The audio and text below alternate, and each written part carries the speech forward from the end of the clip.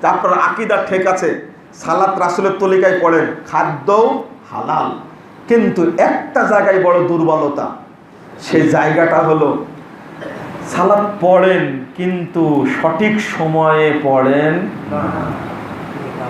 এটা আপনার সবচেয়ে বড় দুর্বলতা। মাগরিব সালাতে যত মুসল্লি হয় মসজিদে, ফজরে কি হয় দেখেন তো, আজকে কত মুসল্লি ফজরকে পড়িয়েছেন। আজকে আপনি মুয়াজ্জিন পড়াইছেন ফজর, তাই না? কতজন মুসল্লি ছিল আপনার পিছনে আনুমানিক বলেন? কই মুয়াজ্জিন নাই? ইমামতি কে করেছে? ও মুয়াজ্জিন ইমামতি করেছে। আচ্ছা আচ্ছা আচ্ছা, তো মুয়াজ্জিনকে পেলাম না, আপনার বাস্তব দেখানো যেত তাহলে।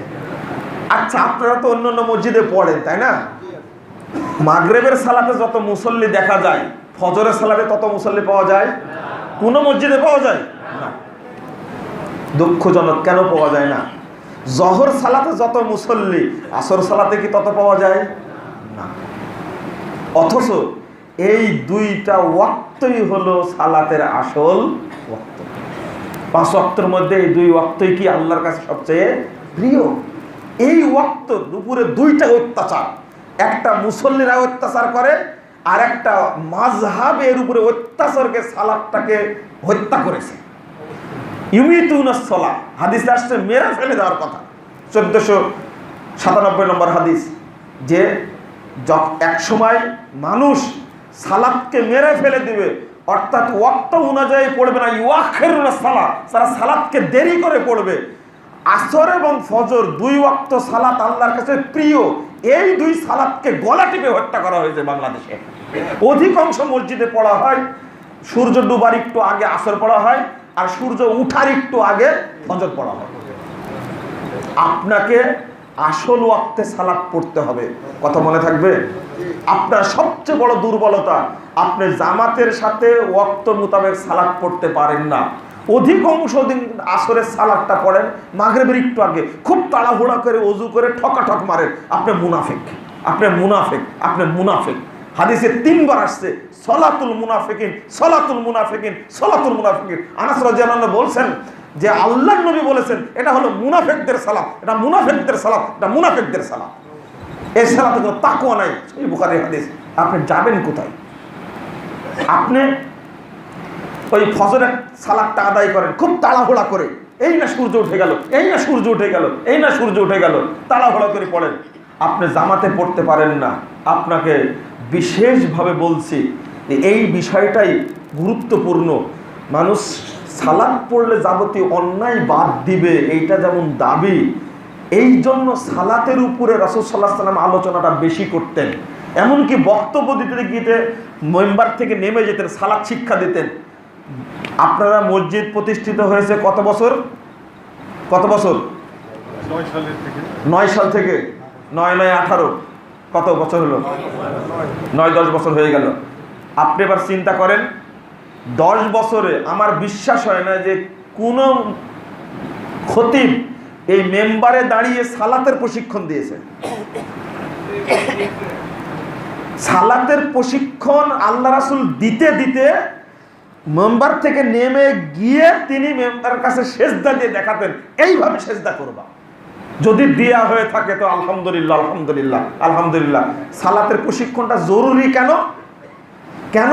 কারণ এর মাধ্যমে তার সামাজিক পরিবর্তন ঘটবে, তার পারিবারিক পরিবর্তন ঘটবে। আপনাকে ছোট্ট কথাই বলে যাই যে রাসূলুল্লাহ সাল্লাল্লাহু আলাইহি ওয়াসাল্লাম সালাতের ওয়াক্তর প্রতি এত গুরুত্ব দিয়েছেন কেন? আপনারা যদি 2-3টা হাদিস মনে রাখেন তাহলে ইনশাআল্লাহ সালাতের প্রতি যত্নবান হবেন। 103 নম্বর আয়াত সূরা নিসা। মেয়েদের উপরে 1 মিনিট দিয়ে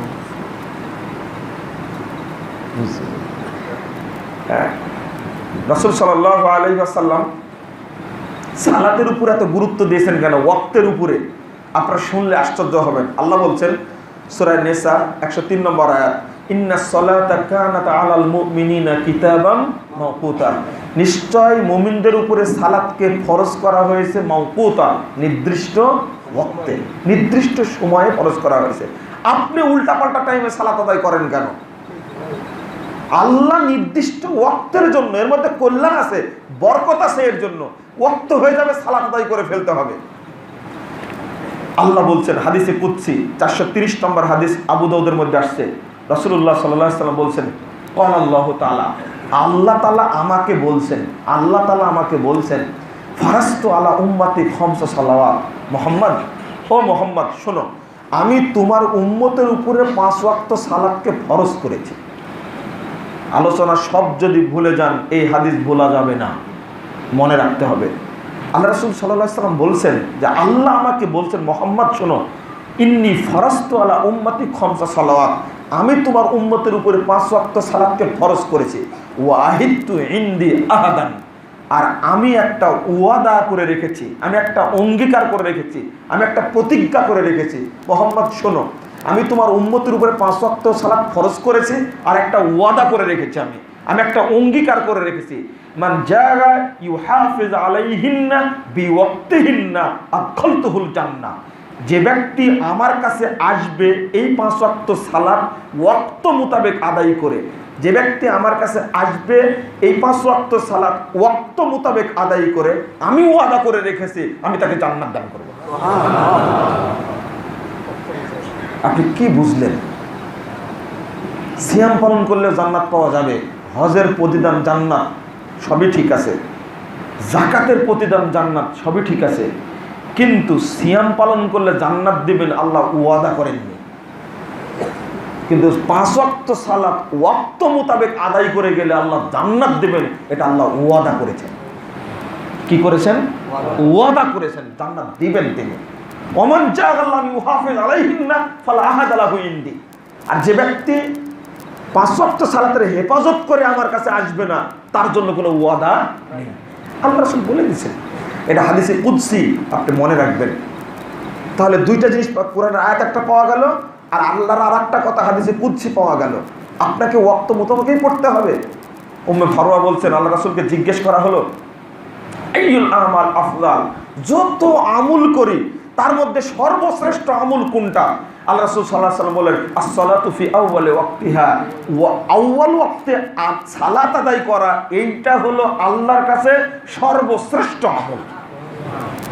তো আপনি দেখেন একটা হাদিস আবু দাউদের 1203 নম্বর হাদিস, রাসূলুল্লাহ সাল্লাল্লাহু আলাইহি ওয়াসাল্লাম একদিন বলছেন, ও সাহাবীরা দেখো দেখো দেখো, ওই যে ছাগলের রাখাল, ওই যে ছাগলের রাখাল পাহাড়ের উপরে উঠে গেছে, ফিসাজিয়াতিন মিন জাবাল, একবারে পাহাড়ের চূড়ায় উঠে গেছে, ইউয়াদ্দিন ওয়া ইয়াকিমুস সালাহ, ও ওখানে উঠে আজান দিয়ে সালাত আদায় করছে, ওয়াক্ত হয়ে গেছে, আজান দিয়ে ও সালাত শুরু করেছে। আল্লাহ রাসূল বলছেন, আল্লাহ তাআলা বলছেন, উনদুরু ইলা আবদি, আসমানে যত ফেরেশতা, জমিনে যত ফেরেশতা, সবাইকে আল্লাহ ডাক দিয়ে বলছেন, ও ফেরেশতারা দেখো আমার ওই বান্দার দিকে, ছাগলের রাখাল, দেখো বান্দার দিকে তাকিয়ে দেখো, ইউয়াদ্দিনু ওয়া ইয়াকিমুস সালাহ ওয়া ইয়াখাফু মিন্নি, সে আজান দিয়ে সালাত আদায় করছে, আমাকে ছাড়া কাউকে ভয় করে না। বিশাল পাহাড়ের উপরে কেউ নাই, সালাতের ওয়াক্ত হয়ে গেছে, আজান দিয়ে একাই সালাত আদায় করছে, আমাকে ছাড়া কাউকে ভয় করে না। তোমরা সাক্ষী থাকো, গফারতু লি আবদি, আমি আমার বান্দার পাপ ক্ষমা করে দিলাম, ওয়া আদখালতুহুল জান্নাহ, আমি তাকে জান্নাতে প্রবেশ করে দিলাম। একটু ভেবে দেখেন, একটু চিন্তা করে দেখেন যে সালাত ওয়াক্ত মোতাবেক আদায় করলে আল্লাহ কত খুশি হন, আল্লাহ কত খুশি হন। আপনি মাঠে কাজ করতে গেছেন, 560 নম্বর হাদিস আবু দাউদের মধ্যে আসছে, আপনি মাঠে কাজ করতে গেছেন, কেউ নাই, সালাতের ওয়াক্ত হয়ে গেছে, আজান দিয়ে একাই আপনি মাঠের মধ্যে সালাত আদায় করেন। রাসূল সাল্লাল্লাহু আলাইহি ওয়াসাল্লাম বলছেন, ওই এক ওয়াক্ত সালাতকে আল্লাহ 50 ওয়াক্ত সালাতের মর্যাদা দান করবেন। মানে ওয়াক্তকে কত গুরুত্ব দিয়েছে শরীয়ত, ভাবাই যায় না।